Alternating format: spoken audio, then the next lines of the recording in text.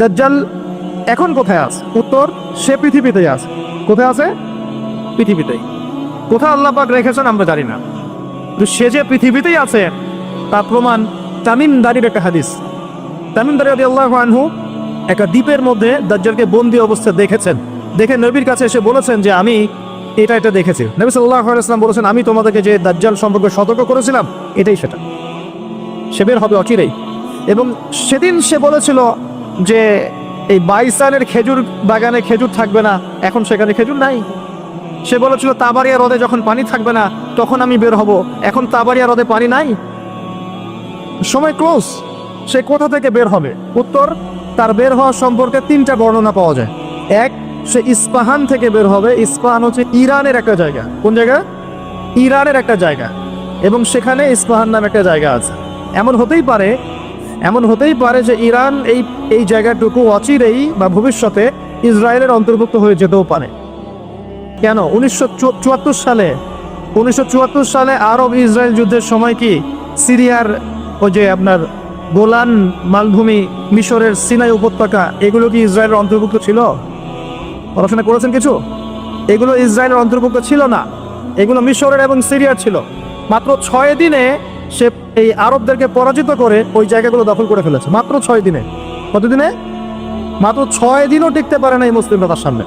তো দেখুন, 6 দিনে এটা করতে পেরেছে 1974 সালেই, আর এখন তো 2022 চলছে। তো ইস্পাহানের ওই জায়গা যে ওর অন্তর্ভুক্ত হয়ে যাবে না, কে গ্যারান্টি দিবে? হতেও পারে। আর আপনারা ইরান ইসরায়েলের সম্পর্ক দাকুরাল দেখেন না? দাকুরাল সম্পর্ক কে জানে?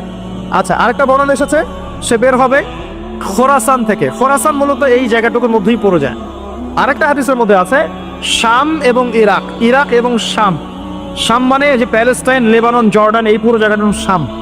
এই অংশটুকুর মধ্য থেকে, এর মাঝখানে একটা রাস্তা থেকে দাজ্জাল মানুষের রূপে আত্মপ্রকাশ করবে। তো দেখুন, সে পৃথিবীতে আসবে, 40 দিন শাসন করবে। এই 3টা জায়গার কথা এসেছে, এই 3টা জায়গার মধ্য থেকে সে বের হবে। কিভাবে হবে আল্লাহ ভালো জানেন। এবং সেটা হবে মানুষের রূপে। কার রূপে? মানুষের রূপে। সে কি হবে? সে একজন ইহুদি যুবক হবে। কি হবে? সে কোনো খ্রিস্টান হবে না, বুদ্ধিস্ট হবে না, মুসলিম হবে না, সে অন্য কোনো রিলিজন ফলো করবে না। সে একজন ইহুদি যুবক হবে যার চুলগুলো হবে কার্লি, মানে কোকরান। কি হবে? চুলগুলো কোকরান। তার ফিজিক্যাল স্ট্রাকচার খুব শক্ত হবে, মানে স্ট্রংলি বুইল্ড, খুব শক্তিশালী। এখন নবীজি বলছেন সে কাদেরকে নিয়ে বিশ্ব শাসন করবে? উত্তর, সে জিউসদেরকে নিয়ে বিশ্ব শাসন করবে। কাদেরকে নিয়ে? জিউস কারা? জিউস মানে শুধু ইহুদিরা নয়, এটা একটা ভুল ধারণা। ইহুদিদের মধ্যে এমন অনেক অর্থোডক্স ইহুদি আছে যারা প্যালেস্টাইনিদের অধিকারের পক্ষে কথা বলে, এমনও কিছু ইহুদি আছে। তাই সব ইহুদিকে আপনি খারাপ বলতে পারবেন না, কথা বুঝতে পারছেন? কিন্তু তাদের মধ্যে একটা দল আছে যাদেরকে আমরা বলি জায়োনিস্ট। তারা পশ্চিমাদের সাথে অ্যালায়েন্স করে সারা বিশ্বটাকে শাসন করছে আর কি। এই জায়োনিস্টরাই ইনশাআল্লাহ তাআলা, এটা আমার কনসেপ্ট, আমার গবেষণা, এরাই মসিহুদ দাজ্জালকে ফলো করবে ইনশাআল্লাহ, এবং তাদেরকে নিয়ে সে পুরো ওয়ার্ল্ডটাকে শাসন করবে। আর আপনি কনক্লুশন পেলেন কি? দাজ্জালের চেয়ে বড় কোনো ফিতনা নাই। সে মানুষের রূপে এখনো বের হয় নাই, কিন্তু পৃথিবীতে আছে, বের হবে। কোন কোন জায়গা থেকে তাও বলে দিলাম। পৃথিবীতে এসে সে কি করবে? এই ম্যাসাকার করবে, এবং সে তার অনুসারীদেরকে জান্নাত দিবে, যারা ফলো করবে না ওদেরকে ধ্বংস করে ফেলবে। এবং সে কাদেরকে নিয়ে শাসন করবে এটা আপনাকে দেখিয়ে দিলাম।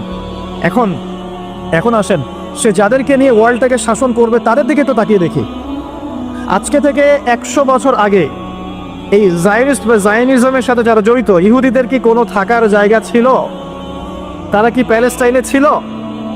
তাদের কি পরনে পোশাক ছিল? তারা কি সেখান থেকে প্যালেস্টাইনিদেরকে বহিষ্কার করতে পেরেছিল? 100 বছর না, আমি আপনাকে 2000 বছরের কথা বলছি। কত বছর?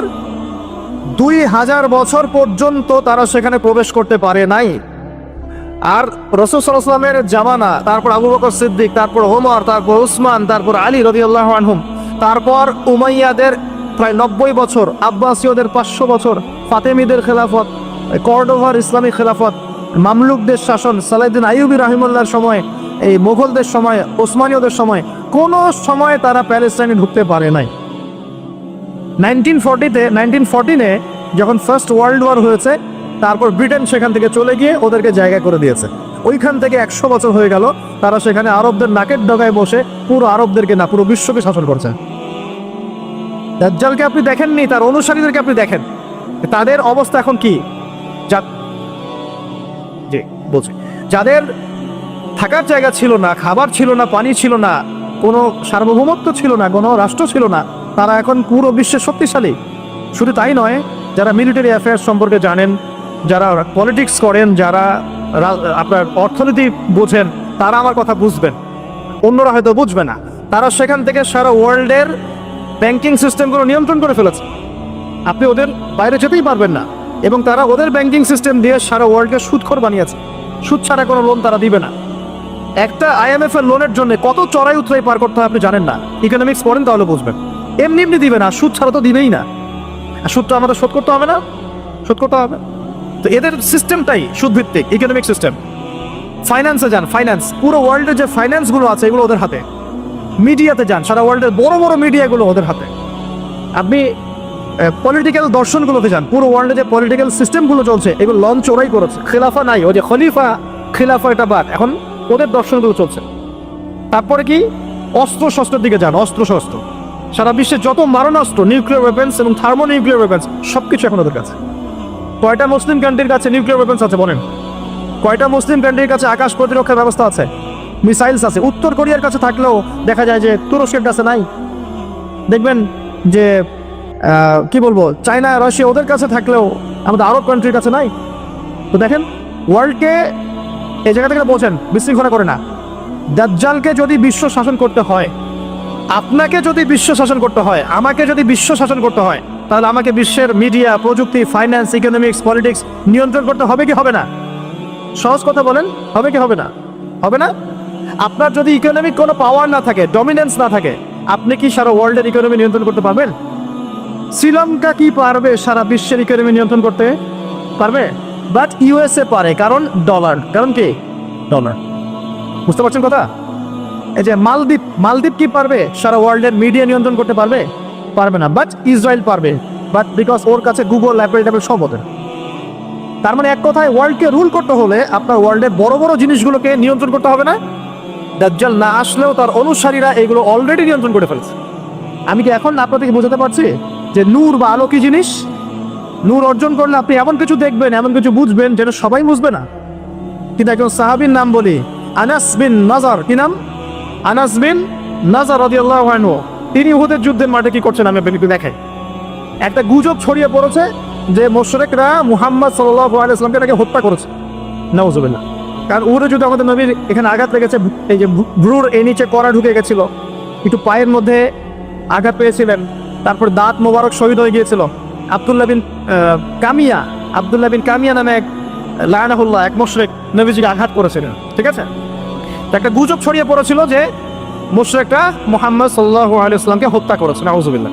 তখন অনেক সাহাবী অস্ত্র ফেলে দিয়ে বসে যান, যে নবী নাই, আমরা যুদ্ধ করে কি করব?